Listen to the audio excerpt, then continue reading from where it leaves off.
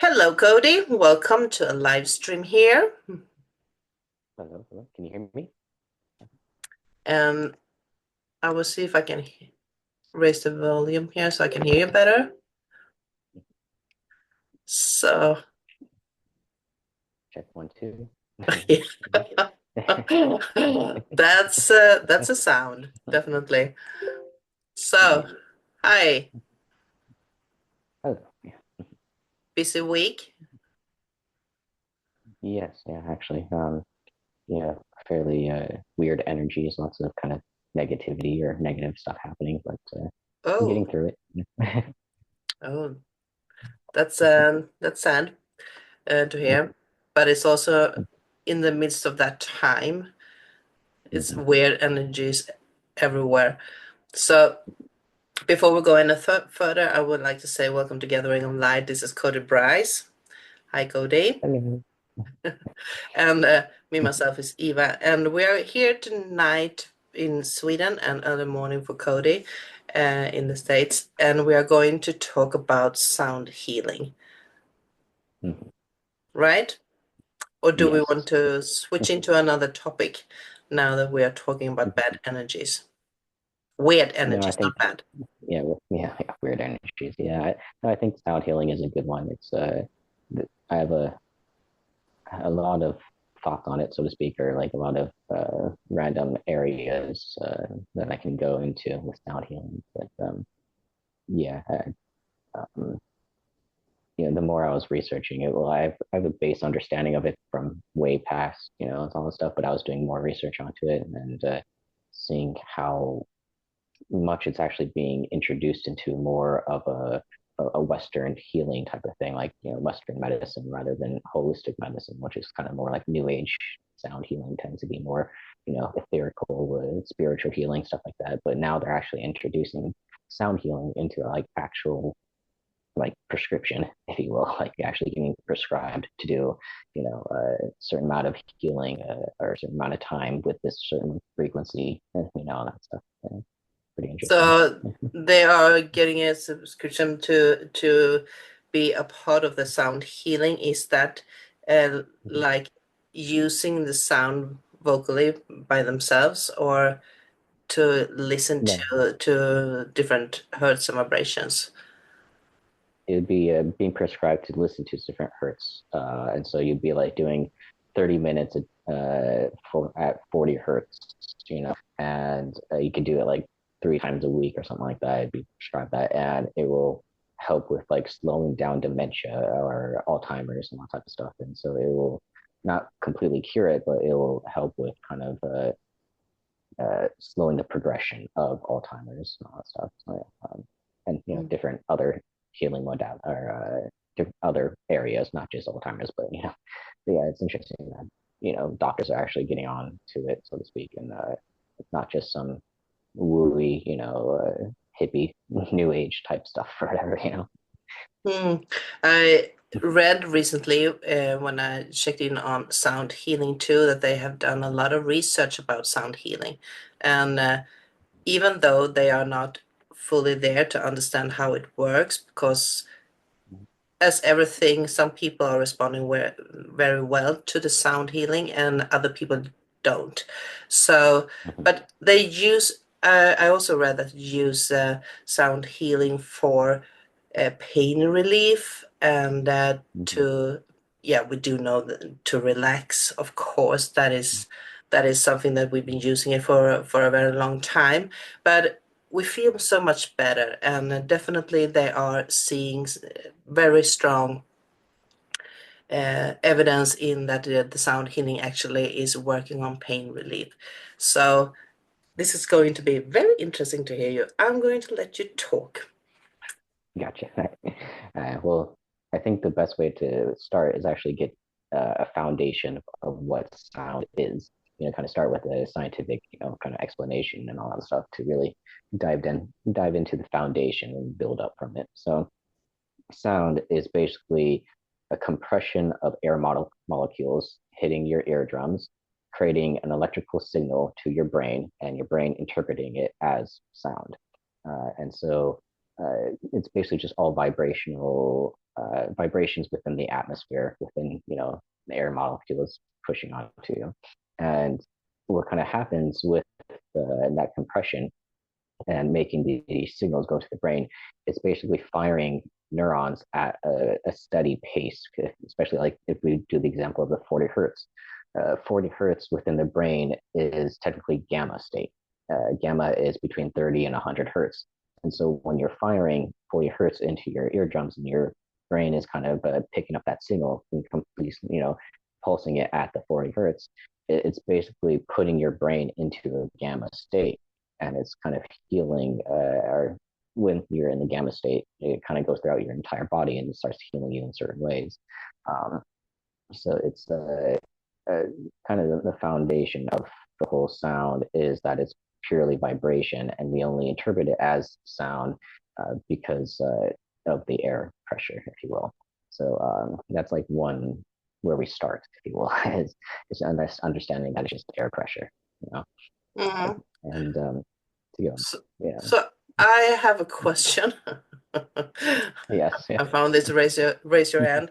Um, when we're talking about how the ear is responding and sending signals into the brain, combined with the air pressure that are hitting us and the sounds, how does it work when we are sitting in nature, hearing the wind blow? Because a lot of us feel like we are actually getting cleaned when we are sitting in the oh, well, not stormy weather, but when it's Yeah, the air comes through, yeah. the breeze, if you will. Yeah, Yeah, breeze sounds better. Yeah. yeah. Yeah, so that would be a multifaceted way of like you hear the sound, you hear the wind going, and the wind will have a rhythm to it. And so it might sound like just like one continuous tone, but there is a vibrational element to that tone going through, passing through your ears or this way, whatever. But there's also an energetic healing that's happening there as well, to where there is the energy that is actually pushing the air, if you will, across where you're sitting, because how air moves is it's basically kind of the atmosphere, and it's pushing all those air molecules from one side to the other. It's not like the air is actually moving, it's just pushing on the atmosphere that is there. So kind of like a like ocean or like water, to where when you see a wave happening, like far out, so it's not like the full crest or anything like that. But basically, what's happening is the water molecules are pressing up each other and moving the others. So there's no real true movement of water. It's basically just pressure pushing on and then it continuing forward. So air is kind of like the same thing. It's like there's a constant atmosphere around you, and it's basically just pushing it up against the atmosphere and continuing it forward. And it's kind of a bad way of fully describing it. It's I totally get basically it. it's not actually yeah, it's not actually moving, if you will. It's basically just Yeah. pushing on the molecules that are there. Yeah. Mm-hmm. Yeah, definitely get it. Do we know what kind of vibration nature is giving off? It's like you talked about the Mm-hmm. gamma vibration. Do we know Mm-hmm. what the Mm-hmm. nature is vibrating in? Yeah, well, Earth itself is vibrating at, I believe, 7.3 hertz. It's either 7.3 or 3.74.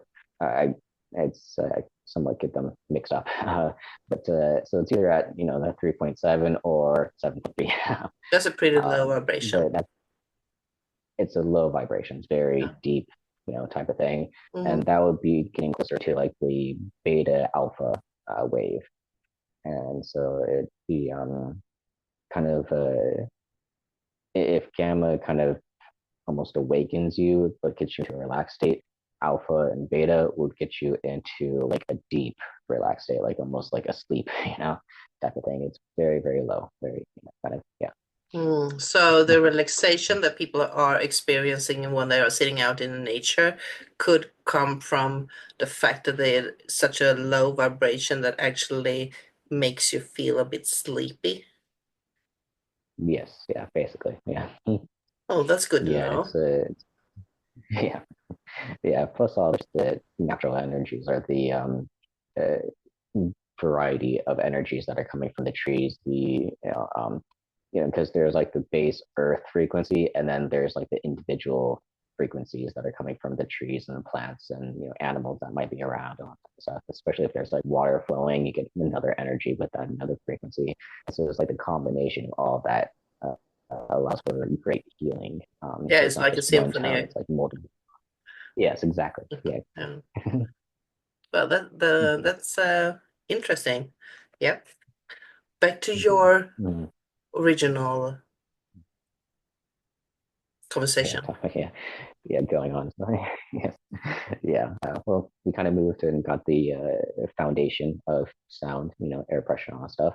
Then we go into how it's truly affecting us, truly healing us, is that we ourselves are basically energy based. We're all energy. Sound is vibration, which is energy. Therefore, what's kind of happening is that when you have a sound, it what your body is doing is kind of aligning itself to that sound. There's a thing called entrainment when it comes to sound, to where you kind of can start one tone and start another tone, and then they will kind of come together, so to speak. They'll start like aligning themselves together and do a harmony. There's like a story of like a cricket chirping all that stuff, and then you can hear that there's another sound, like maybe like mechanical sound that has like a rhythm, and the cricket will it kind of matches sound to that mechanical thing.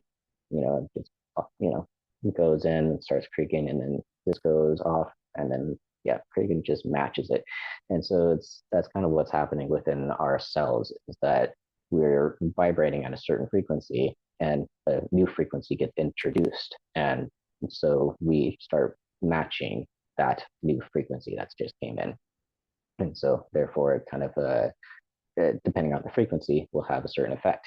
The 40 hertz will help with, the Alzheimer's, to help with the pain reduction, get you into that gamma state, and obviously much more to it. Like that. Yeah, it always is so much more to it, but I do sense that we get a pretty broad picture of how the sound healing works, or the basics of it, the basics, Mm-hmm. because we are not finished yet. Yeah, No. yeah, exactly. Yeah, it's yeah, the basics are just vibration, match, and all that type of stuff. But getting into details is something that's gets more complex, just with what tone you're working on, what areas you're trying to heal, introducing different tonalities. Like if you're using a metal to create the sound like a singing bowl, or if you're using like a crystal singing bowl, each little differences create a different tone, therefore will have a different effect, even if they're at the same rate of hertz or whatever. If it's a different tonality or a different material that is creating the sound, there will be a different effect as well. Mm. And so it's like nuances of things. Yeah. So some of the noises that are around us, and some of the beautiful music that we hear, and the voices that are, singing out loud, or the monks who are chanting, they are vibrational, right? So we do know that most of us is feeling very, very good when we are listening to it, and we feel better. And we can also feel how it hits our physical body, and we can sense it in within ourselves. Um, but we do also know that some people respond in the opposite way. And we do Mm-hmm. also know that there is a certain sounds that will have a negative effect on our bodies. So Mm-hmm. if we are listening and tuning into music, and we are feeling a bit distressed about the music, or the vibration that comes with the music, should we, because if it's on YouTube, it probably won't hurt you, but you can feel more or less Mm-hmm. energized by it. So, should you, ride it out, just following and see work it through, or should you just Mm-hmm. switch the music or whatever you are listening to? Yeah, well, there's two ways of kind of looking back at that. It's probably not going to be a true answer, but basically, Mm. uh, why you could be feeling the unease is because you're trying to clear out energy that is being blocked. And so you have a blocked energy, and the music coming through is trying to clear it, which is making you feel uneasy. It's making you feel uncomfortable and all that type of stuff because clearing out energy tends to be very uncomfortable until it's fully, cleansed out. Uh, but there's also a flip hand of that. It could be that you are just not attuned to that frequency. Therefore, it's kind of making you out of balance. And therefore, you would want to change the tone, change the frequency, drop the music, or different because you're basically just making yourself unbalanced and therefore you're hurting yourself and healing yourself. So it's kind of important to really tap into why you're feeling this uncomfortableness if you are listening to a certain frequency and it's feeling uncomfortable. Is it a pressure that you feel like it's kind of something you pushed on, or is it like you feeling dizzy, or is it it's like tapping into what you're truly feeling can give you a better, clear answer of should you continue with it or not. So even though we are choosing some music to relax to, we are supposedly to do our work, even when we are Mm-hmm. going to relax, by automatically sense our feeling about the music that we are listening to, how it affects us, and if there is something that we are going to work through or whatever. I have another question, Cody. Have you used sound healing on yourself? Have you done a throat Yes. singing? Oh yeah. I've done some throat singing. Um, it's kind of a not a rarity that I do it, but it's only when I know I kind of have the house to myself and I'm not going to be making any noise that other people will be hearing. So it's like my singing voice and that type of thing. But I tend to be doing it more internally, to where it's not too much actual sound coming out of my throat, but it's more the actual vibrations that I'm trying to reproduce within the throat to help, mainly clear out my throat because my throat chakra is one that is very blocked. I don't really have a good clear throat chakra. And therefore, using the kind of deep Gregorian chants, the different monthly, the monks chant, all these different vibrations that you can kind of reproduce within the throat. Uh, I tend to do that stuff when I know that my throat is really feeling clogged. Um, and and also I am doing the didgeridoo now, and the didgeridoo will help with kind of clearing.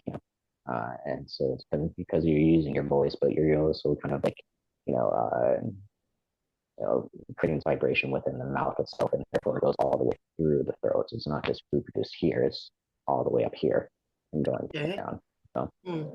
But that's I'm definitely. not gonna ask you to use your throat or the didgeridoo because we do know that the sound isn't perfect on Zoom. There are so many frequencies lost in the translation here.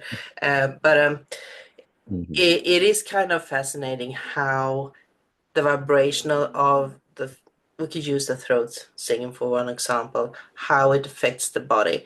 Because I would like to draw that into the chakras because you mentioned the chakras, your throat chakra, uh, and they also vibrates on a special vibration. Mm-hmm. Exactly, yeah, and it's one practice to use that throat singing to get into a hum type of thing to create that vibration, and you go from like really low, like at the lowest you can do, and you kind of raise the pitch slowly, and you will be able to feel within each of the chakras within your body if you're sensitive to where your voice is reproducing that frequency, that thing where it is aligned with the chakras. And therefore, if you feel like you are hitting a certain chakra and, it kind of doesn't feel too right, you stay at that tone until it kind of clears out that area. and then you raise up. And so it's a practice of basically going from really low, deep, type of thing, and then raising the frequency of the pitch until it's fully clearing out all the chakras. And it's a way of like also feeling out what chakras are blocked, what chakras feel good, that type of thing. Uh, I totally agree. I totally agree. For a couple of years, or many, many years ago, I got some recordings from the uh, monks in Tibet, and they were singing or chanting actually, and it was recorded Mm-hmm. from this chanting in real life, and they use the same mantra. And we do know that certain Mm-hmm. mantras is working in different ways within the body, and they were when they were chanting the first sequence of it or the first verse, they used one type of frequency and then they changed certain words and laid another pitch within those words. And you can feel that Mm-hmm. the same area was still activating, but the energy just moved around. It was almost like what do you call it? Rose petals, you know, uh, Mm-hmm. so many layers to the Mm-hmm. same thing. Do you know? Yes, Yeah. exactly. Yeah. It's basically doing a base healing or a base tonality, and then adding certain kind of off sections or different shoots of different things. And so it's maybe healing, the heart or something like that. But then you add a little extra pitch to it, and it starts going up to the throat, where you're Mm. healing mainly the heart, but then the throat is also being cleared up. And so it's like the main healing, and then like the sub healings. Yeah, almost. Yeah, definitely. Um, so I do have a lot of respect for healing, the verbal healing, because I always also do believe that the sound of our voice and the intention when we speak also creates a certain vibration. How do you see about that? Oh yes. Oh yes, yeah, definitely. I always say when you speak, you're acting a spell. Like when you're spelling, like actual spelling, it's like kind of a double entendre that you're creating a spell when you speak. You're creating kind of a magic. Yeah. And so yeah, whenever we're speaking, we are creating, and therefore it has our voice has power within reality. Mm. There was someone who said that if you're thinking about something, are creating the magic about it. When you are vocalizing it, you are um, binding it into reality. Manifesting it. So Mhm. it's have this own creation of vibration, whether you use it or not. And when someone else is picking it up, you either increase or decrease the amount of energy within that certain spelling, even though it's not a Mhm. bad spell, of course, because when we are talking, Mhm. there are a lot of things happening, right? So, Yeah. is it underrated how we are using our communication with each other? Oh yes, definitely. Yeah, because it's you can tell when you're having a conversation with somebody how the energies are there. It's multifaceted and kind of complex, but how they're feeling and all that stuff. But the words that we use have impact, and so the specific words that you use can either give a sense of comfort and kind of joy and all that type of stuff, or it can give a sense of discomfort and anger and all that type of stuff. Even though there might be no tonality that the person's angry, the words that you're saying give off the frequency of anger and all that type of stuff. And so how we communicate with each other does affect everything, Mm. and so being careful with your words is something that I think most people aren't truly aware of when they're speaking. They kind of just it just comes out, so to speak. So, in other words, we should say less and listen more. Exactly. Yeah. Yeah. Uh, If you, yeah. The well, basics. that is a golden rule that doesn't apply to this show, so please continue. Yes. Yeah, yeah. Yeah, well, it's one thing with sound healing is that it can it can go from very small things that you're trying to heal to very big things. And so, like when you're listening to your favorite song, it might not be like uh, healing the deepest, if you stuff, but because you know that you're attracted to it, it is healing something, and so even if you're not aware of what it's actually healing.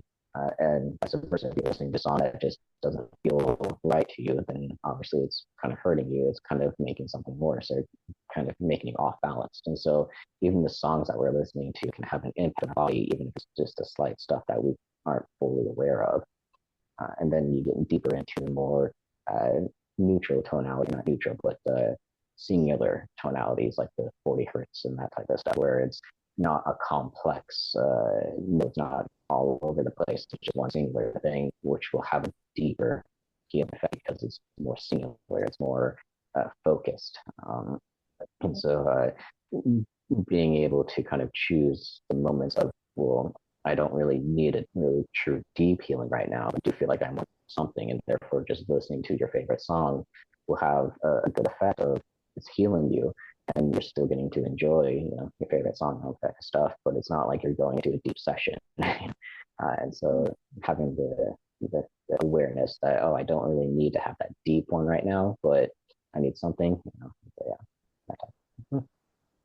So when we wake up in the morning, do you suggest that we should start with either a, mantra or vocalization in some way just to energize our body?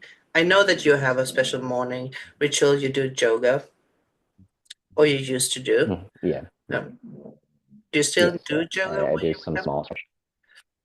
Mm, I don't go full deep yoga, like I don't do too long, if you will. I do kind of minimal stretching, if you will, in mm, certain poses, just on my bed. Like before I even like actually get out of bed, I kind of lay on top of it, do some simple stretching, just kind of wake up the body, kind of like you're in reality now. Come on, let's go, that type of thing. Um, but then I will usually start with music after that. So it'll be stretching, and then I go into music.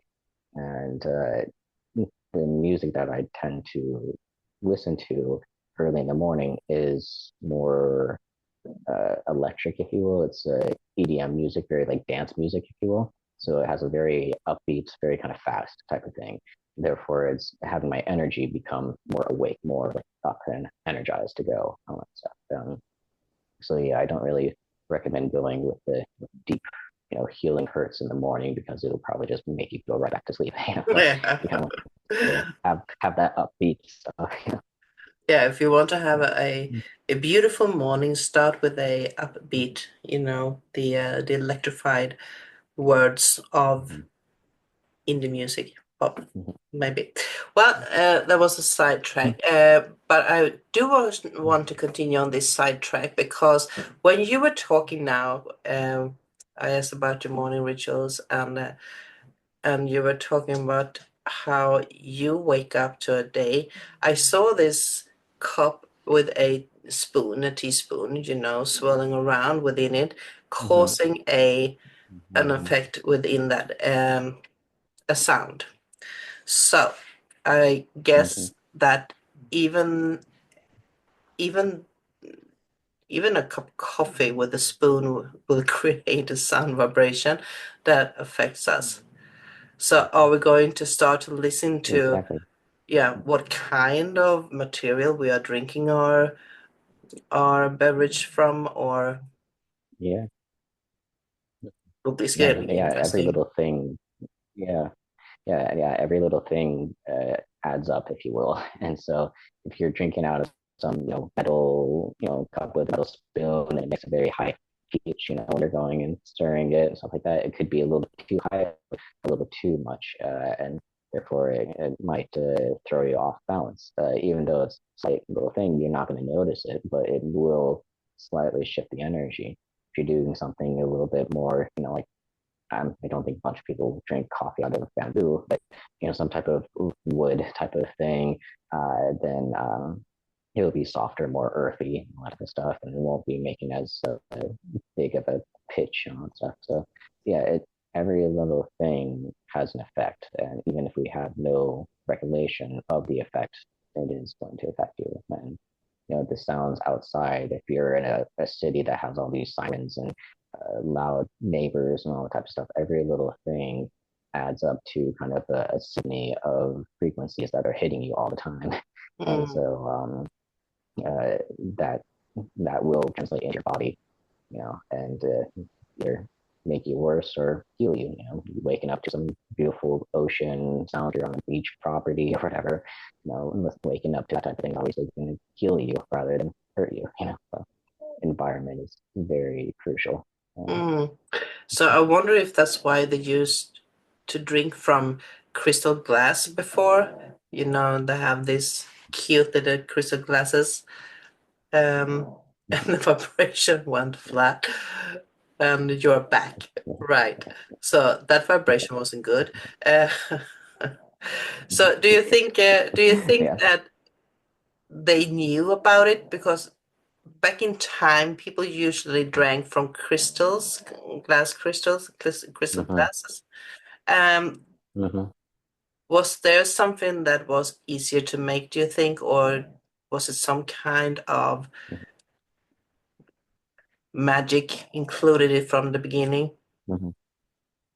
We still use Yeah. Well, I think. crystal glass or crystals to create sounds Mm-hmm. today. Yeah. Exactly. Yes, yeah, yeah. You have the crystal singing bowls and all that Hmm. stuff. So yeah, they still do it. And I think that's multifaceted where one, I think it's just human nature to like shiny things, clear, shiny, it's beautiful. But that's kind of the lower frequency stuff of just, oh, shiny. But I think the more deeper stuff is that the material itself is closer to earth, because it's reduced, sand, quartz, all that type of stuff, and you make a glass out of it. And so it's gets you more connected with Earth itself. So if we're drinking out of the crystal glass, that you're more connected with the divine mother, if you will. And then there is a sound component to it, to where you're picking up the glass and you'll have like a little ting, like that type of stuff is a tonality that would kind of add to the experience. So I think there is some knowledge that like they had, that it drinking out of the crystal is better, so to speak. But I'm not sure if they knew the principles behind it, if you will. They knew it was good, but maybe not the full reason why it's good. Mm. So, another thing that popped up right now was that I asked you if you have used sound healing on yourself, and we are definitely talking. That what was led us into throat chakra singing and throat singing and didgeridoo. Mm-hmm. So the real Mm-hmm. question is, have you healed a physical, um, well, not necessarily a disease or broken leg or Mm-hmm. something, but have you used a specific sound for a specific thing within your body? Not emotions, but Oh yeah. physical body. Yeah. Yeah, yeah. Well, even the throat itself, when I'm doing the throat chakra, it's clearing out the throat and allowing me to breathe better. I kind of Yeah. have a smaller airway, and therefore I also have like a very kind of clogged up esophagus and all that stuff. So vibrating it and having those tonalities open it up, and therefore I can breathe better. I can talk better. Usually I don't really talk a lot before it makes it almost painful when I talk, and therefore having the kind of constant feeling of that throat open makes it easier for me to talk into, that type of thing.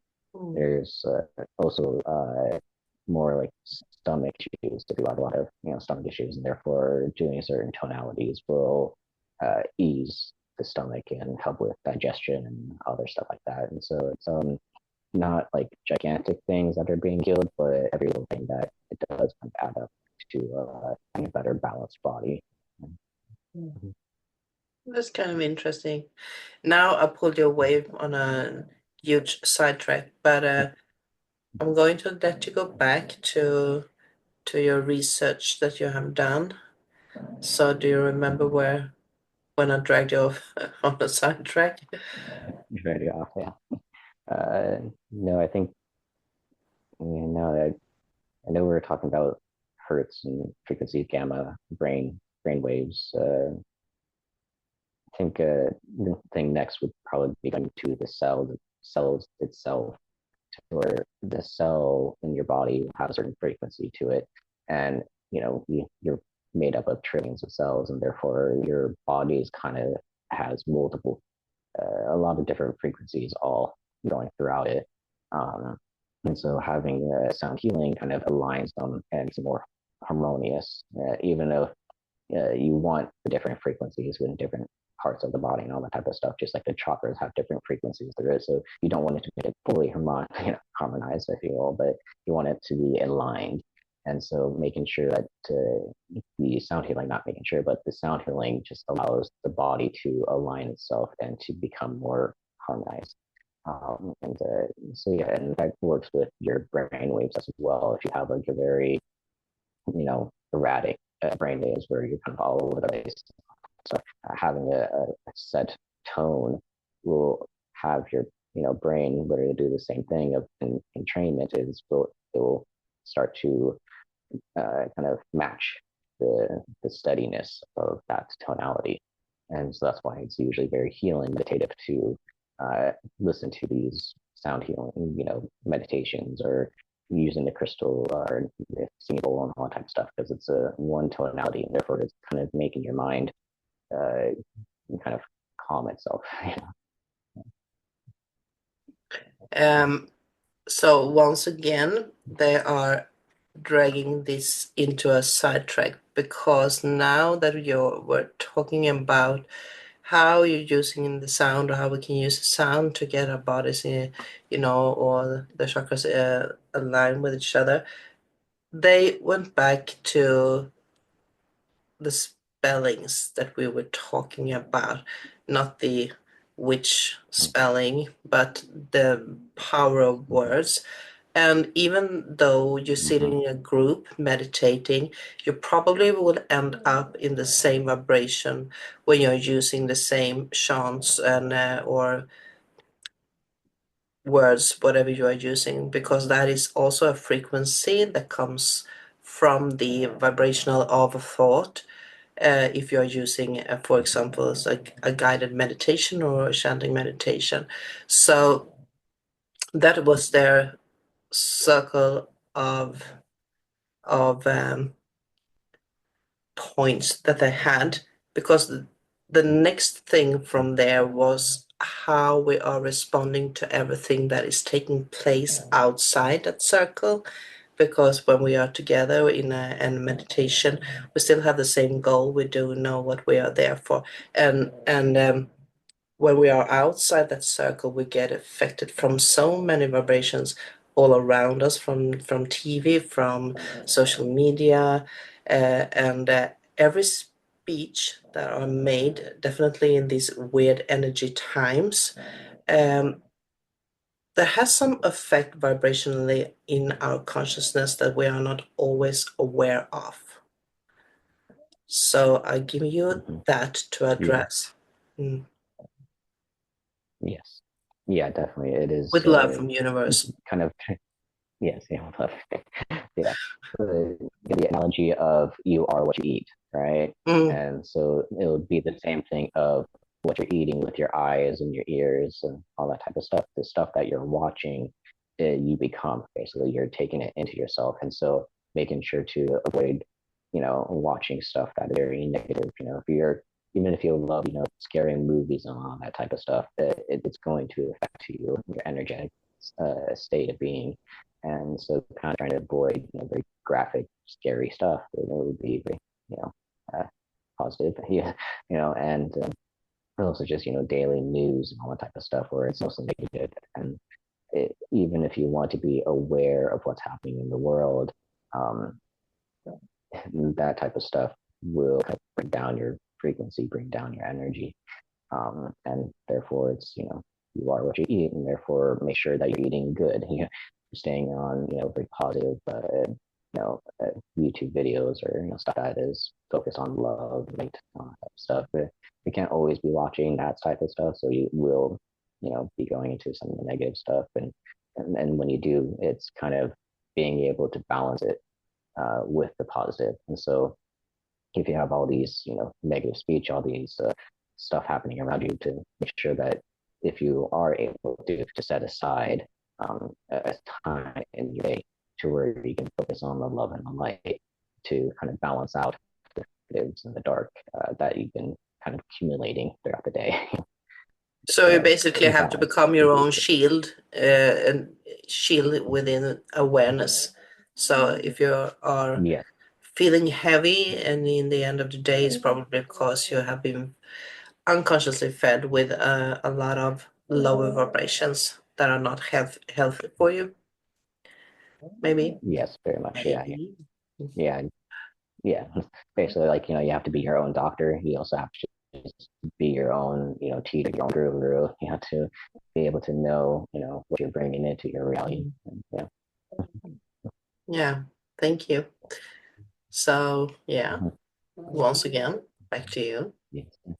Mhm. Yes, yeah.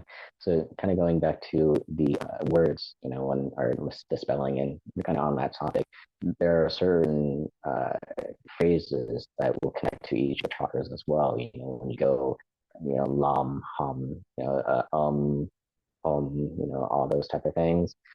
Yam is one.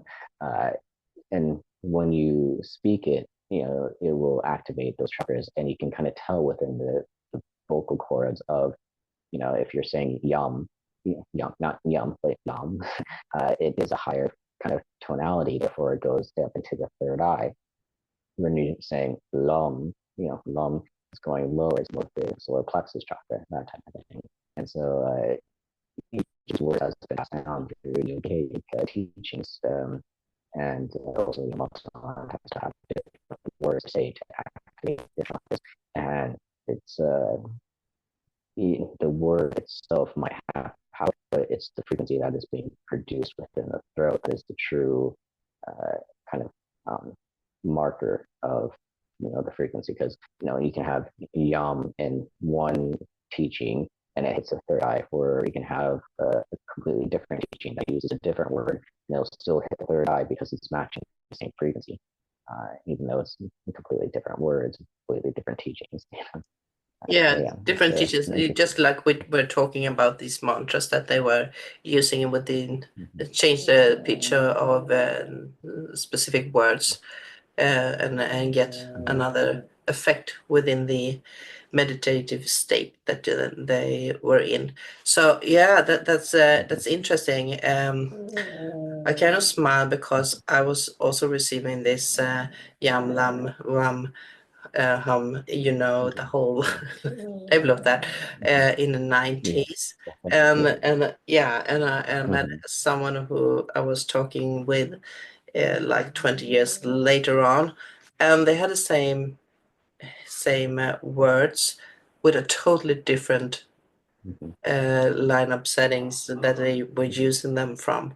Mm-hmm. So I guess it Mm-hmm. comes with a bit of intention on how we are using it, and why we Mm-hmm. are using it. So kind of Oh interesting. yes, yeah, that gets more into like yeah, it's like there's the tonality frequency that is being used, but also the vibration of the intent, and so it's Mm, a twofold thing to where it's your vibration can be uh, you know very positive, and then the tonality that you're using could be very positive, and therefore has multiple effect. But if you're like in this negative state and you're using an intention of like I have to be healed, or like there's a somewhat negativity behind the intention, and then you use the positive frequency, and they're not really going to cancel each other out, but there's kind of this iffiness with it to where it doesn't feel like it's fully possible, embracive.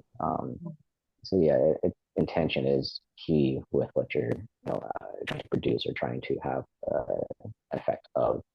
uh, you're not really into it, and like let's say like you're being forced to do this throat singing, or you're being forced to do this like meditative mantra and all that type of stuff, you really don't want to be doing it. Therefore, it's kind of going through the paces. Well, it's not going to affect you. It's not going to like really help too much. There might be some helping, but if you have the full intention of wanting to be healed and wanting to do this, wanting to that, then it's most likely it's going to greatly, have an effect on you.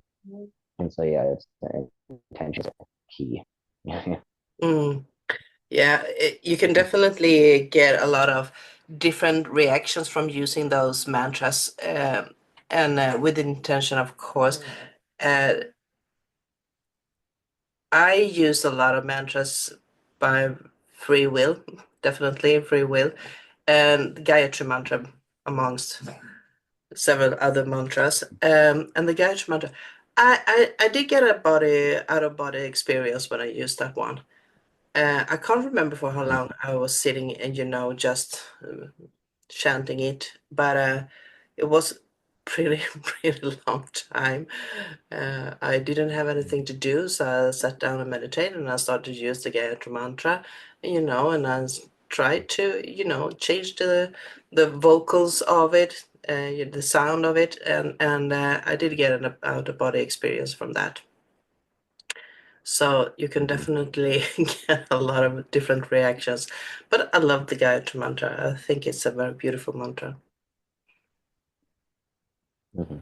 Yes, exactly. Yeah, and for some people, having these certain mantras and all that stuff can feel like very, maybe not ritualistic, but like very old school, if you will. I don't know. There's a feeling of like, well, that's so ancient and all that type of stuff, and they don't really want to learn that a specific thing, and so they will kind of make up their own, and it's traditional, but it's theirs. Therefore, they might feel more connected to it and might not have the same power or impact, if you will, but it works for them.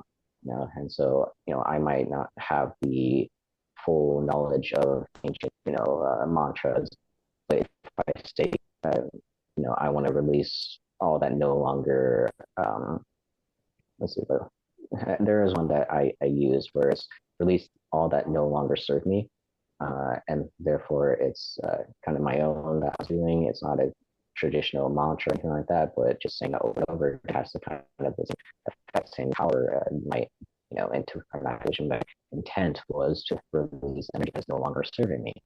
Hmm. Therefore, it came into practice or came into materialization. It worked, and so it's not traditional, but it is a motto for me. That type of thing. Mm. Well, that is the beauty of it, because then you are using it what you exactly were talking about earlier, how to communicate out a spelling with the words and intention. So once again, using the word spelling is somehow for many people connected to something bad. But if we are actually Yeah. listening to what it is, it's spelling, putting it into the physical world. So I do think that if you have your own, if you are doing your own mantra, or if I make up my own mantra, use it, I will add my own vibrational to that, and I will also attract vibration that are on that same frequency, and that will also Mm-hmm. empower that chanting, or Mm-hmm. whatever it is. Mm-hmm. Exactly. Yeah. It's how as we were saying, words have power, and so the words that you produce have an effect, and so making sure that even if it's not a traditional mantra and all that stuff, but using any type of intentional words will help with meditations and different healings and all that type of stuff. And so it's good to practice the traditional mantras and all that stuff, but it's also good to have your own to kind of do what feels right for you, say what feels right. Um, Mm, and sometimes those traditional mantras, if you translate them down into English or Swedish or all that stuff, would really be saying the exact same things that we were saying. It's just more complicated or more, you know, finesse, has more finesse. And so yeah, it's literally kind of saying the exact same thing that we were saying, but do we just kind of simplify it? mm. That's true. That's true. And I don't think that most people think that, or are aware of that, they are just words. and they are put Mm-hmm. together in a certain combination, and you can do that by yourself using your own words, and maybe not Mm-hmm. get the same effect, but slightly Mm-hmm. close to it.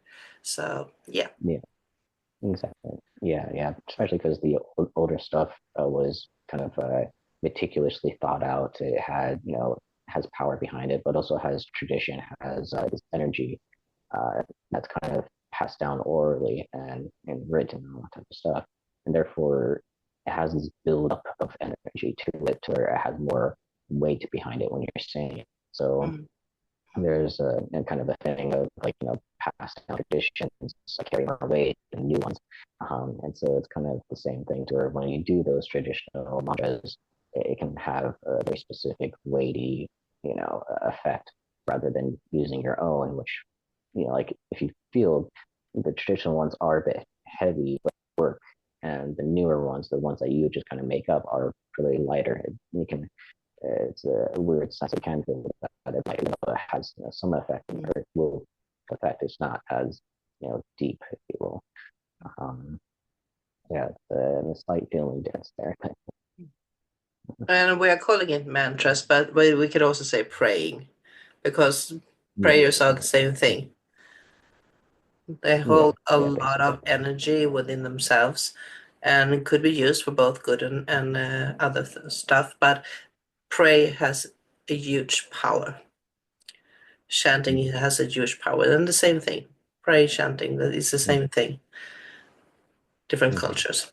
Yeah, Yeah. yes, yeah, different cultures. Yeah, yeah. So, There's mm, no, go ahead. oh, yeah, I was going to say there's even specific buildings, architecture, that can help with the sound healing and amplify tone stuff. If you have like, there's this very famous architect that built this house in Arizona, and how you could whisper on one side, and a person on the other side of the room would be able to hear you because sound would travel through the entire architecture. So you'd be able to hear them even if you can't hear each other, like across the room. Speaking into one corner would basically move the energy and so into the other one.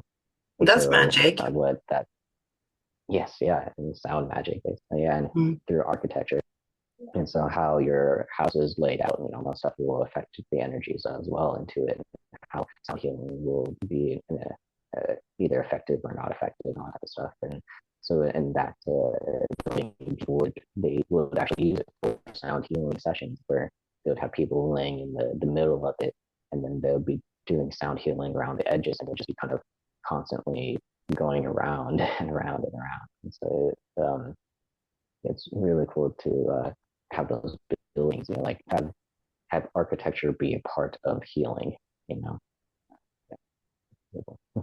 I kind of like that you addressed that, uh, how to use the words and the architecture within that room to support the sound.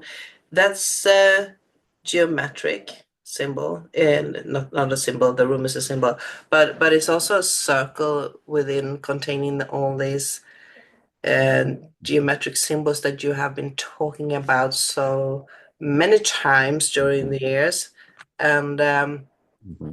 it's kind of fascinating to see how they are coming together in different types of learning. Now we are talking about sound healings and the vibrational gives structure into physical symbols, also Mm-hmm. vibrating.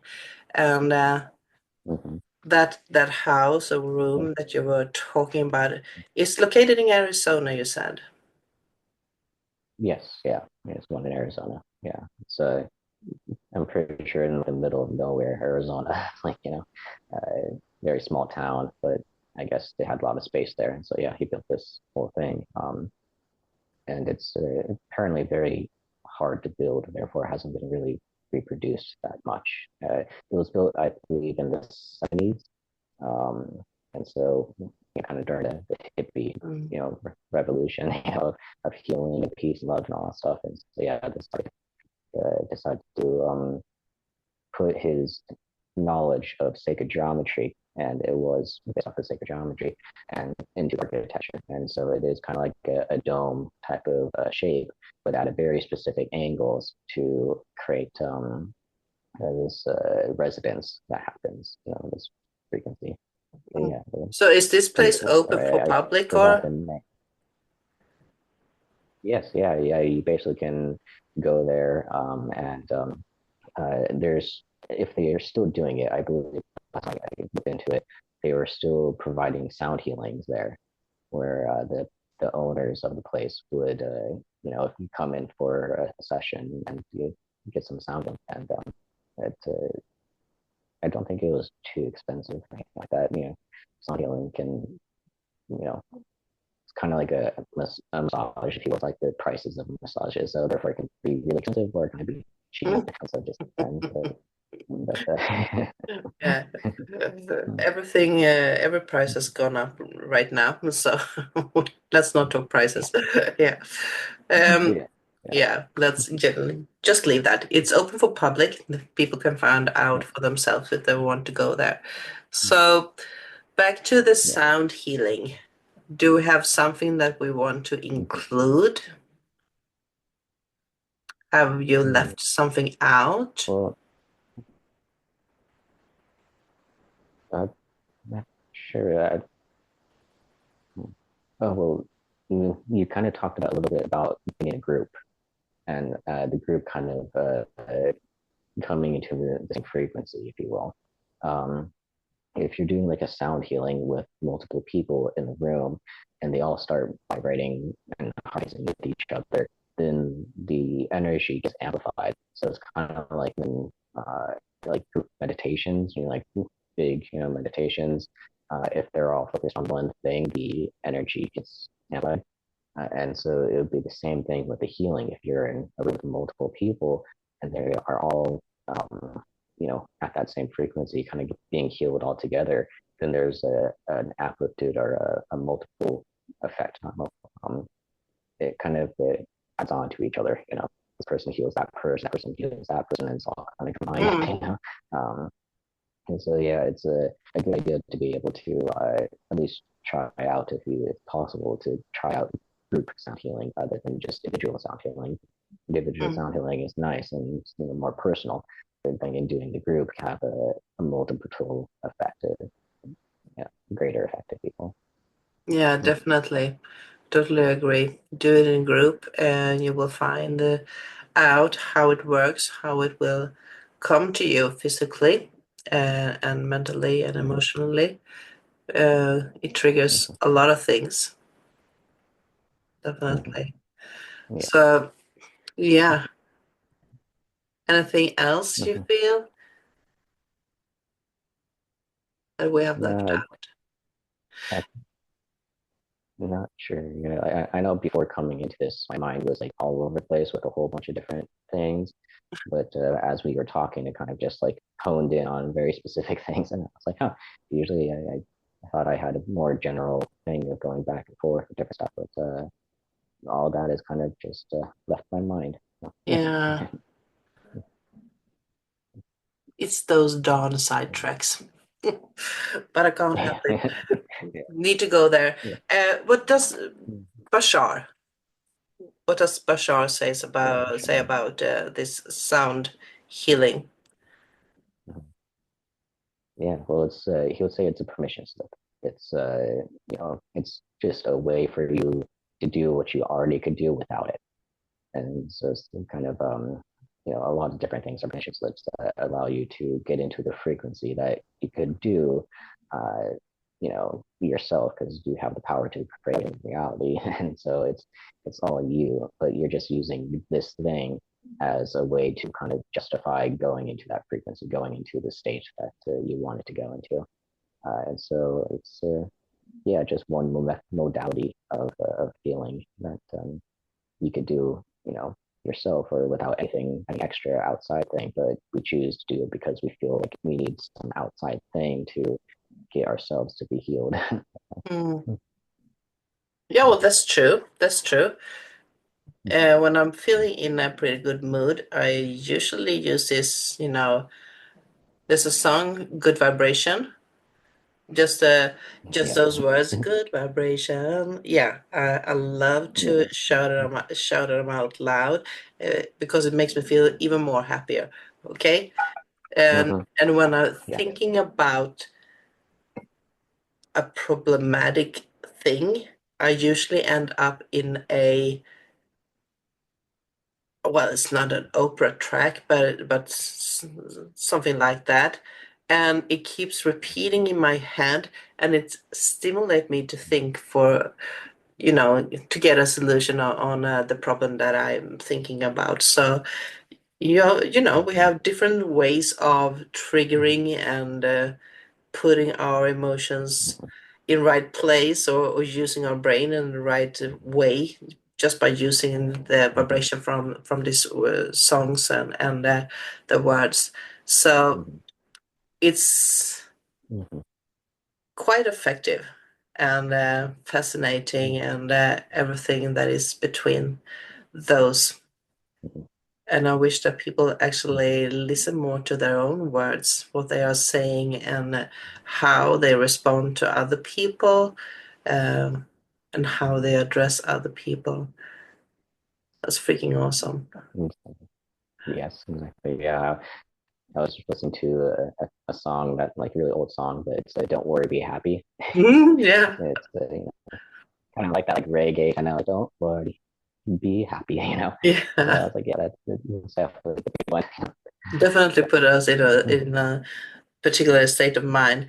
Um, so this echo of noise. I was not going to say noise, but or not words, but the echo of the sound that is manifesting itself when we are speaking, giving a vibrational structure to our thoughts, is just pushing its way out in the universe. So, Mhm.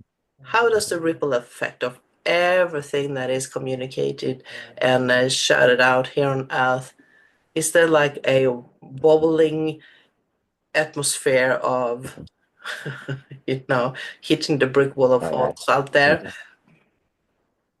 Yeah, yeah. It's actually interesting to think about, to where it's like every uh, voice, everything that is spoken is almost like a bubble around Earth, energetically, and that bubble is literally rippling out into space and hitting different stars, all that type of stuff. Because the sound of voice might be only at a certain speed, uh, on Earth. But once you get in space, there is no air to compress with it, and therefore it's basically just pure energy that is getting put out there. So the sound goes away, but the energy continues.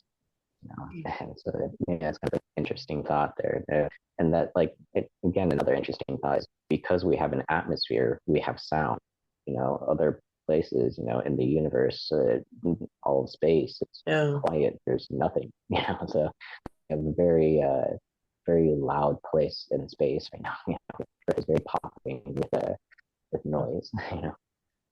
Um, I almost feel like I want to laugh because I look at my picture and then we see this blue line Mm-hmm. around the earth, Mm-hmm. atmosphere, and Yes. it's almost like they are saying that the the thin line is put there just because to protect the universe from hearing all the shattering that we are doing in Yes. the air. So, Yes. yeah, Yes. Mm. that Yeah, I was can see pretty fun. that. Yeah. Bad sense of humor, but yeah. Yes. Yeah. But Yeah. Yeah. It's yeah, they put a glass wall around us to make sure that we're not, not letting in we're something not out in. there. Yeah. Yeah. So, I was gonna so say it's like we're not. Well, I was gonna say it's so that we're not ignoring, annoying the neighbors. It's like yeah, definitely. maybe just No, they don't want to hear us. So yeah. everything that is going on with the sun now, which is pushing these sun flares towards Earth, does that has something to do you believe, with in some type of clearing the atmosphere from every, not every vibration, but there's a lot of vibrations in the atmosphere around Earth. Mhm. Do you Mhm. think that it's has some of that kind of purpose? Yeah, maybe not purpose, but I would say it's more of like a side effect or like, kind of like a secondary thing. I think the main thing is the actual addition of certain energies to it. So there's a clearing aspect of the wind, the solar wind that hits us. Mm, But it's also kind of pushing onto the, electromagnetic field that Earth produces. And so, we don't die.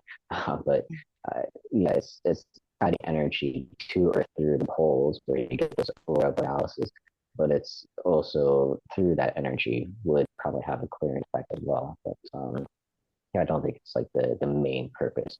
It's the secondary. mm, could be.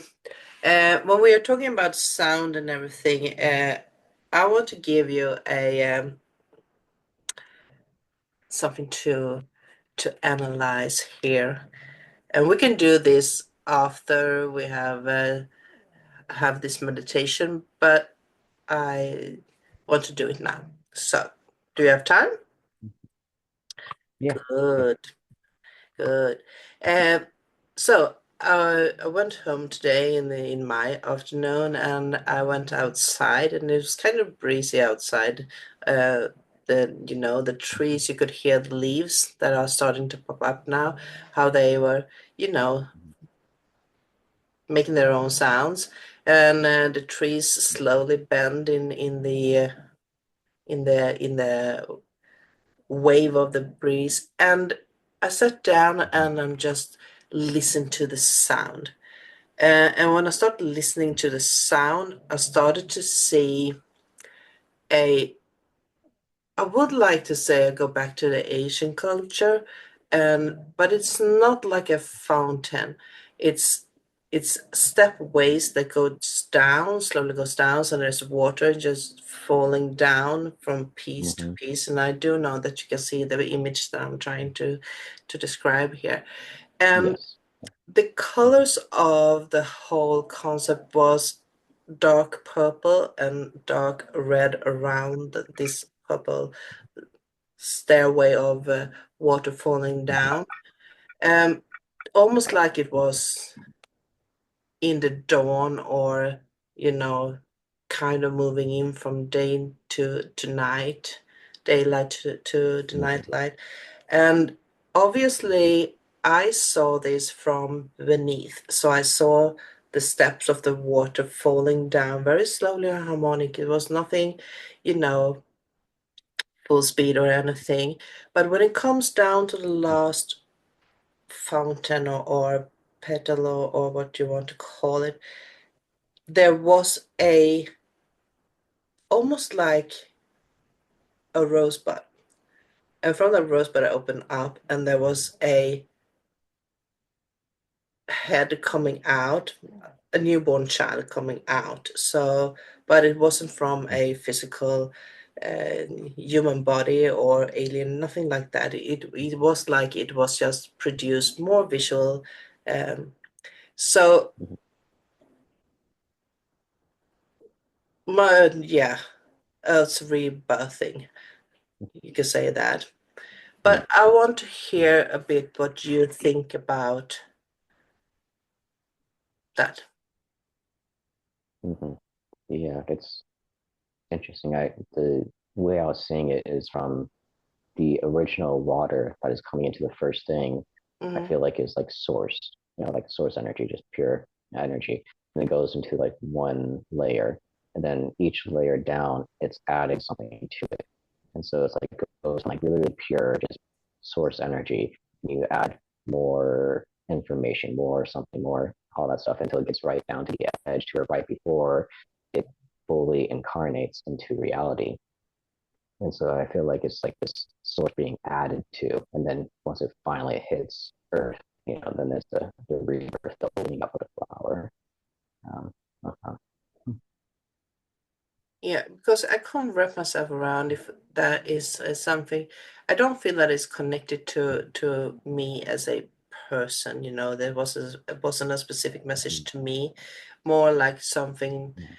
we do know that we are in the ascension process, of course, um, but it felt pretty beautiful and holy for respectfully. I Mhm, was sitting there and mhm, it wasn't messy or disturbing in any way. It wasn't like yeah, I addressed that. It wasn't like a real mhm, birth, but it was a symbol. It was a mhm, symbol, definitely a symbol. It wasn't a birth, real birth. It was a symbolic mhm, birth.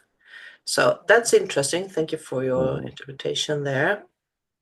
Can you relate mhm. to Yeah.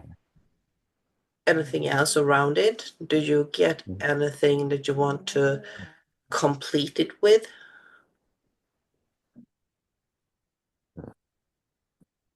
That was, there was a sense of the opening up of the flower, where it's like the energy being added to earth from the water is like forcing an opening.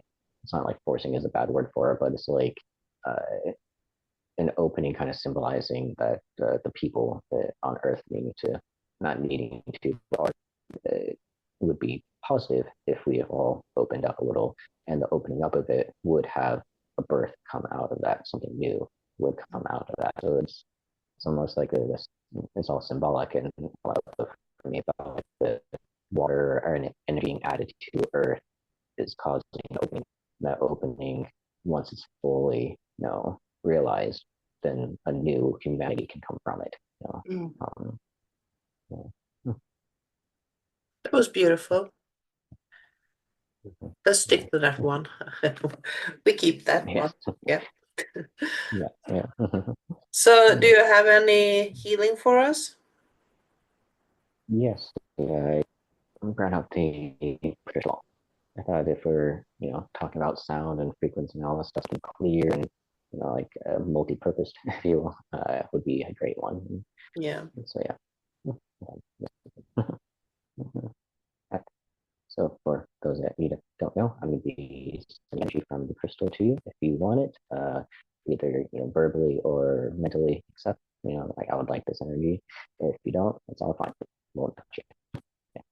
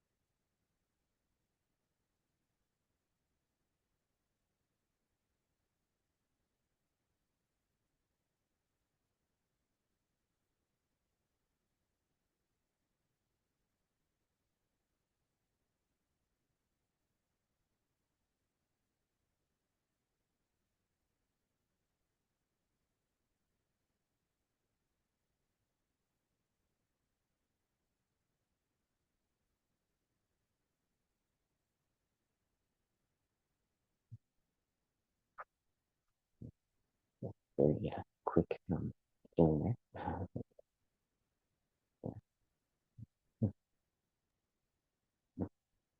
Yeah. Pretty intense energy that Mhm, worked behind the eyes. around that Mm-hmm. area around your eyes.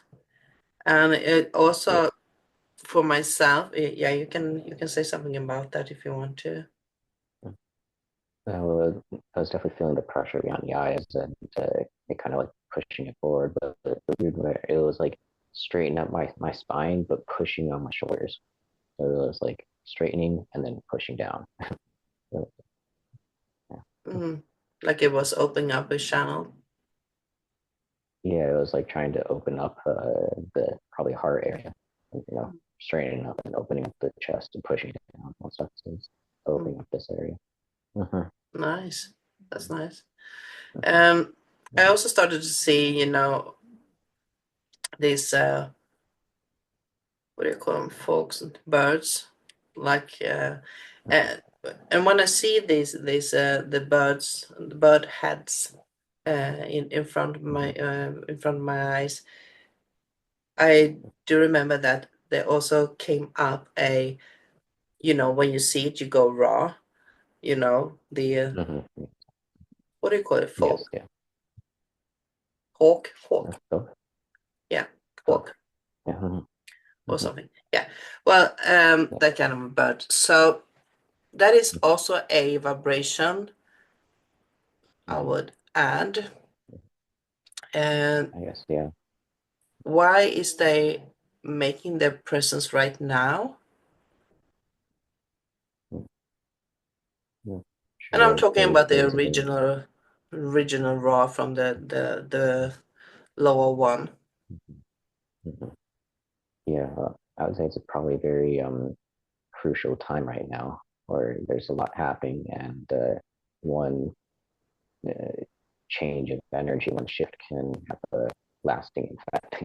So Mm, any other time isn't as important. This is definitely kind of one of those tipping points, if you will, of like, yeah, we could go into a really good direction, or we could have some really bad stuff happen. So I think they're a little bit more cautious with stuff that's happening and a little bit more attentive to the energies of Earth. mm. So if you are going to give a final advice based upon what we were talking about today, sound healing, to those who are listening, what would that be? What will you give them to think about Mhm. a bit more?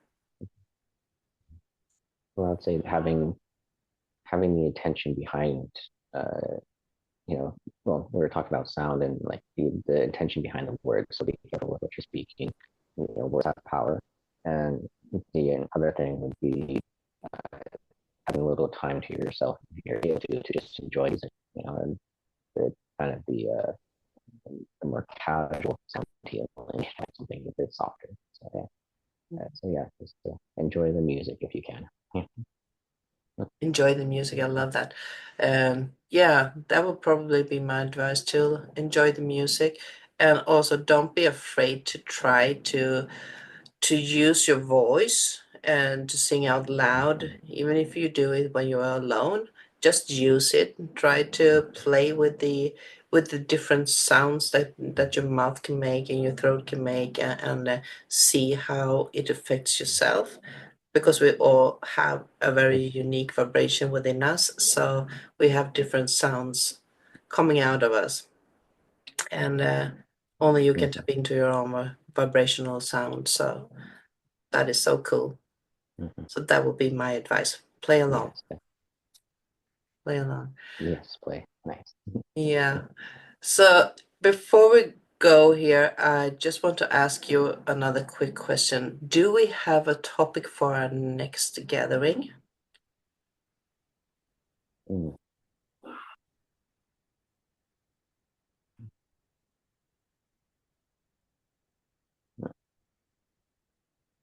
Uh, huh.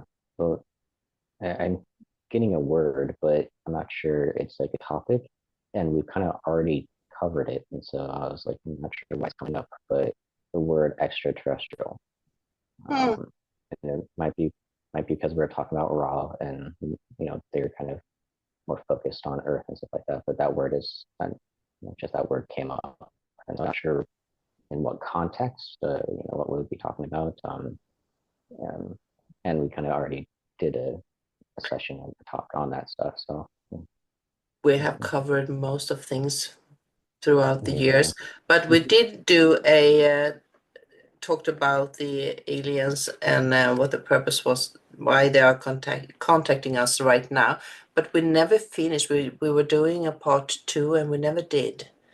Do you think that will be the Okay. reason why it's coming here right now?